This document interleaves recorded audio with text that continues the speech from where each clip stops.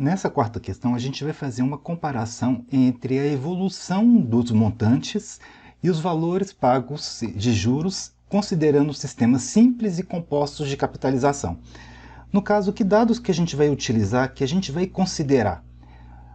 O capital é de R$12.000, que vai ser aplicado a taxa de 5% ao semestre durante o prazo de 3 anos. 3 anos quer dizer 6 semestres. A gente vai completar essa tabela mostrando aí juros e montante em cada uma das modalidades que a gente considerou aí, que a gente estudou. Vamos lá.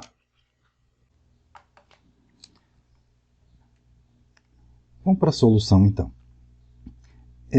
Primeira coisa importante para destacar é que tanto para juros simples quanto para juro composto, o capital é de 12.000 e a taxa é de 5%.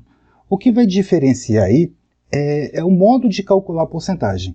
Se é 5% sobre o valor inicial, que é o caso do juro simples, ou se é 5% sobre o valor acumulado, que é o do juro composto. Então, para a gente desenvolver os cálculos, a gente vai fazer o seguinte. No juro simples, independente do prazo de aplicação, se é 1 semestre, se é 2 semestres, se é 6, se é 10, a taxa vai ser sempre de 5% aplicada sobre os 12.000. Então, se a gente calcular 5% de 12.000, a gente tem 600. Então, no primeiro semestre de juros vão ser cobrados 600, o mesmo no segundo semestre, no terceiro semestre, e assim vai. Então, em todos os semestres da aplicação, os juros serão de R$600. No caso, como que a gente vai determinar montante? O valor aplicado é de 12.000. Para cada semestre vai ter um acréscimo de 600. Então, o montante no final do primeiro semestre é de 12.600. No final do próximo semestre é de 13.200. E a gente vai aumentando de 600 em 600, como se fosse uma progressão aritmética, né? Então, depois 13.800, 14.400, 15.000 e no último semestre da aplicação, 15.600. Nesse caso aqui, no juro simples, sempre vai de um semestre, de um período para o período seguinte, aumentar os R$600. Então, cada uma dessas setas de lilás que eu estou considerando aqui é como se eu estivesse acrescentando, é como se eu estivesse somando 600. E para o juro composto? O que vai ser parecido e o que vai ser diferente? No sistema de juro composto, no primeiro período da capitalização, quer dizer, no primeiro semestre, aí no caso desse exemplo, os juros também vão ser de 5% sobre 12.000, ou seja, R$600. E o montante acumulado nesse semestre vai ser de R$12.600. A diferença entre os dois modelos é a seguinte. No segundo semestre, eu vou ter que calcular 5% sobre o valor acumulado. Então, que no caso aqui seria de 12.600. Depois eu deveria somar o montante. Uma forma rápida de fazer isso é a seguinte. Como a taxa é de 5%, eu posso descobrir o montante pegando esses 12.600 e multiplicando por 1,05. Se eu fizer a multiplicação, a gente vai ter um total de 13.230. 13.230. Nesse caso, os juros aqui serão de R$630. Como que a gente pode calcular esses juros? 13.230 menos o antecessor. Para o próximo período, para o próximo semestre aí no caso, para calcular um montante, eu vou multiplicar por 1,05. Multiplicando por 1,05, a gente obtém R$13.891 e alguns centavos e 50 centavos. Para a gente descobrir o tanto que teve de juros, basta pegar 13.891,5 e subtrair o anterior, quer dizer, e subtrair 13.230. A gente vai ter um valor um pouco maior do que os 630 do primeiro mês, do primeiro semestre. Quer dizer, a gente vai obter R$ 661,50. Pronto. Qual vai ser o próximo cálculo que a gente vai ter que fazer? A gente vai descobrir o montante aqui do próximo período, quer dizer, vou multiplicar por 1,05, multiplicando por 1,05, né? Quer dizer, 13.891 vezes 1,05.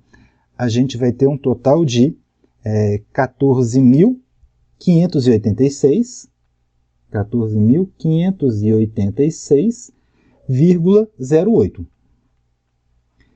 E para a gente descobrir os juros desse período, a gente faz a subtração parecida com o que fez anterior. Quer dizer, 14.586,08 e os 8 centavos. E eu vou ter que subtrair disso 13.891,50. A gente obtém R$ 694,58.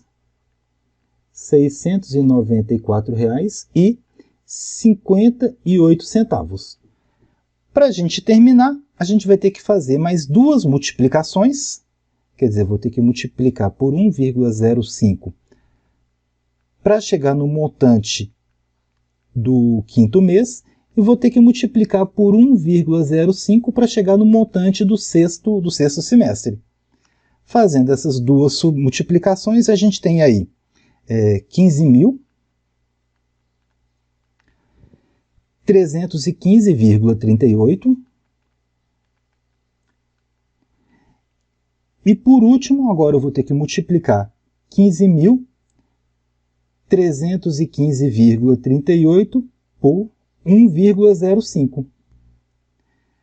Fazendo essa multiplicação, a gente chega no montante de R$ 16.081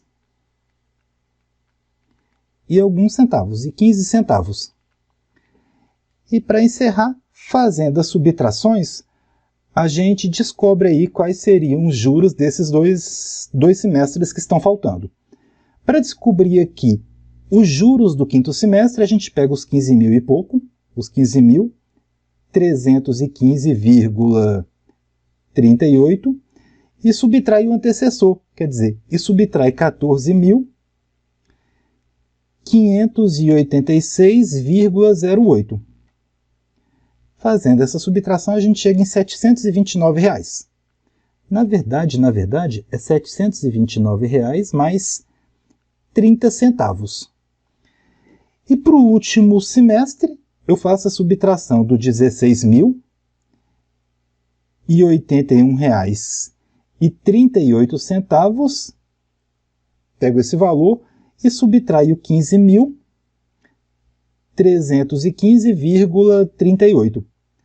Fazendo a subtração, a gente chega lá em R$ 766 mais ou menos. Então, enquanto no sistema de juro composto a gente faz uma multiplicação para obter o montante seguinte, no sistema de juros simples a gente tem que fazer uma soma para obter o montante seguinte. Aí a gente pode dizer que o sistema de juros simples é uma espécie de progressão aritmética, de PA. E o sistema de juro composto é um exemplo, é uma aplicação das progressões geométricas. Embora com um pouquinho trabalhosa, a questão é relativamente simples. Ou seja, as ideias são diretas, né? Ou fazer sempre multiplicação, ou fazer sempre soma para obter o montante seguinte.